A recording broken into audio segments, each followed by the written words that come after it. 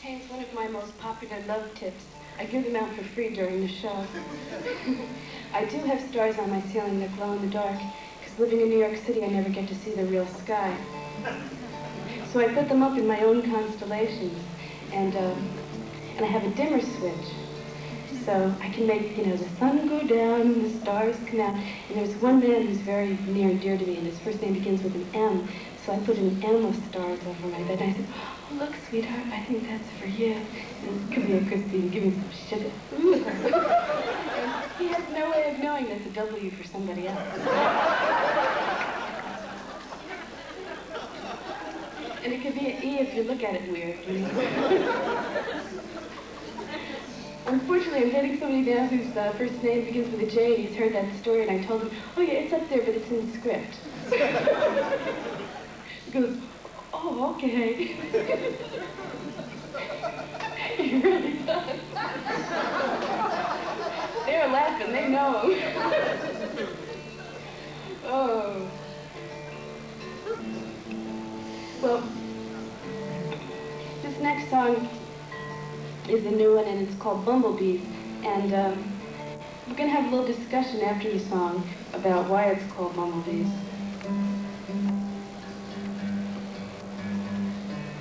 I'm just going to...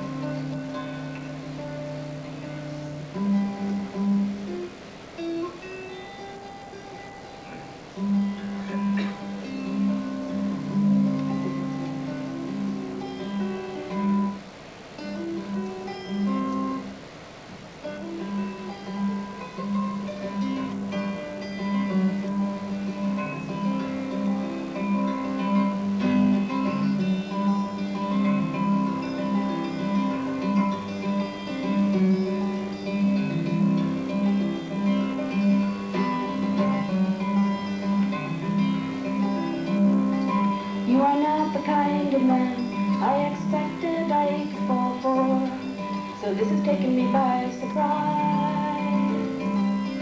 You are so shy, so soft-spoken, for a man so very young. You are so very wise, but you are probably just as scared as I am. Neither one is admitting to very much, but there is no denying the looks you can see in my eyes, or how it feels when we touch.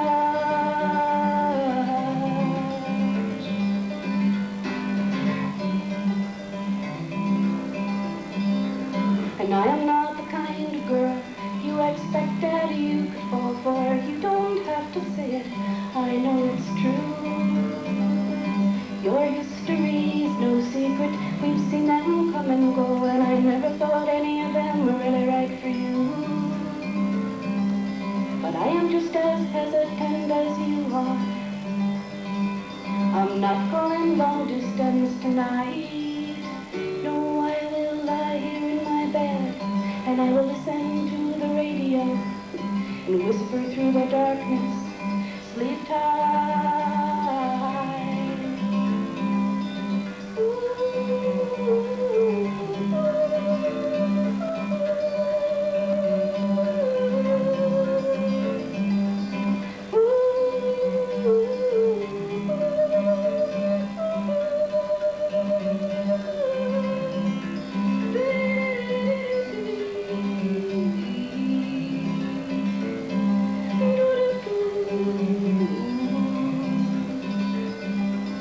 Somewhere around 3 a.m. my telephone rings, I pick it up. It's you. You say you're having trouble sleeping, thoughts of me are keeping you up. Well, lately I've had trouble sleeping too. I am just as wide awake as you are. Let's talk until the sun touches the sky. I am not what you expected. You are not what I expected. But who expected bumblebees could fly? You are not what I expected. I am not what you expected. But who expected bumblebees could fly?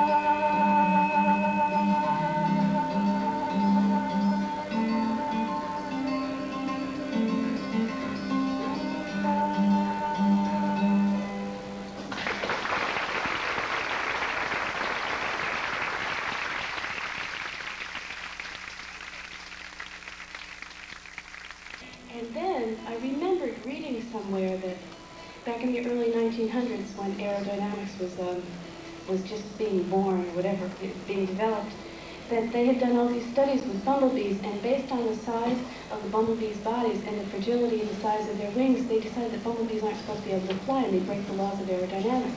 And I thought, wow, that's great. Bumblebees fly. They break all the rules because they want to fly so much, and they have this love of flowers and love of honey in their hearts so big that they just gotta fly. And so I put that in the song. And the first time I performed it and mentioned that was in Cambridge, which is sort of like a nesting ground for eggheads.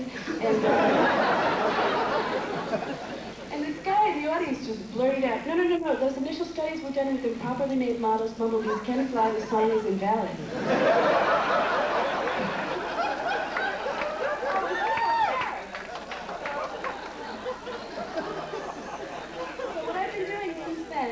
Is asking audiences for alternate endings for the song. And I thought I'd give you some that I've gotten a lot, but I'll give you just like the highlights of them. The first one I ever got was at Folk City in New York, and this man came up to me and he said, don't sing Who Expected Bumblebees Could Fly, sing Who Suspected Mata Hari Was a Spy. Well, thank you, it rhymes, that's good. So, then I was up in Rochester, New York, and this guy didn't even wait for an intermission. He just blurted out, who suspected Boy George was a guy? Yeah, that's really sweet. That's nice. Then I was in Philadelphia, and this man came up to me. He said, I'm a science teacher, and did you know that there are little microscopic animals called mites that like eyelashes, especially women, because they love mascara? And I said, gee, I didn't know that, but I was just talking about that the other day with my girlfriend. He said, no, who suspected mites lived in your eye? I said, oh, okay. Then, up at RCI, another egghead school up in Troy, New York, this guy said, he'd worked the sound for 3 nights when I played up there, and after the 3rd night, he goes, I've got the ending for the song. Look no further. I said, well, what is it? He said, don't sing Who Expected Bumblebees Could Fly, sing Who Suspected Spam Could Taste Like Meat.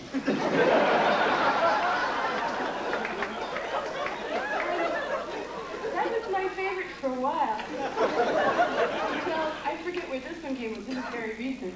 This guy said, he said, there's this new operation for people who are trying to lose weight who don't want to do it the normal way. He said, so you could say, who suspected they could suck fat from your thigh? That is a romantic notion, isn't it? But I was just down in Washington, D.C., and there they said, who suspected Reagan wouldn't die?